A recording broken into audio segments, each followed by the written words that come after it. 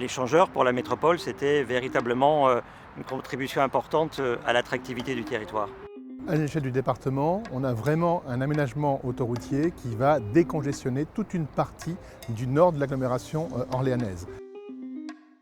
L'association des entreprises du 45, du Loiret, a été très présente dans la définition de ce projet qui la concerne au premier chef, puisque c'est la desserte des entreprises installées au nord d'Orléans dont il est question. C'est d'abord permettre que la circulation automobile, notamment de tous ceux qui viennent y travailler et de tous ceux qui contribuent au développement de ce secteur, s'améliore. Pour accéder à la zone d'activité du pôle 45, qui est une zone d'activité extrêmement importante, puisqu'il y a plus de 200 entreprises, plus de 6000 employés qui viennent tous les jours travailler dans cette zone. Pour nous, le diffuseur de Sarangini sera un élément de qualité de vie au travail pour tous nos collaborateurs. Il va nous apporter déjà une grande oxygénation, on va dire, du plan de circulation de la zone industrielle. Une fluidité sur le pôle 45 et donc un gain de temps pour l'ensemble de nos clients, de nos partenaires transporteurs.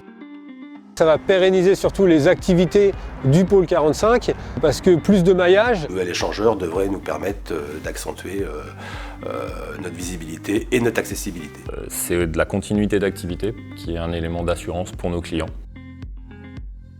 Vinci Autoroute a été vraiment très impliqué auprès des entreprises pour optimiser sa réalisation. Vinci Autoroute nous a impliqués via des groupes de travail dans le projet de ce nouvel échangeur. Un bon nombre de réunions, d'échanges sur la faisabilité. Pour donner notre point de vue sur l'échangeur, comment est-ce qu'il doit être fait et comment est-ce qu'il doit être aménagé, ce qu'on a bien évidemment répondu avec plaisir.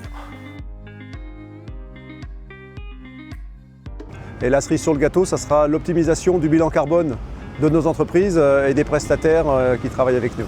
C'est vrai que ça va faire beaucoup moins de temps passé sur la route, beaucoup moins d'émissions de carbone, beaucoup moins de pollution, on va dire, par rapport au temps de trajet de nos collaborateurs.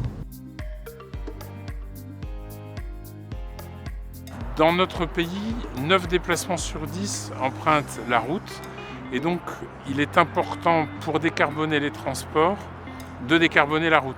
Décarboner la route, c'est améliorer l'accessibilité, c'est utiliser des carburants non carbonés, des énergies décarbonées, et puis c'est intensifier ou densifier les usages avec du covoiturage ou avec des voies dédiées pour les bus et les transports en commun.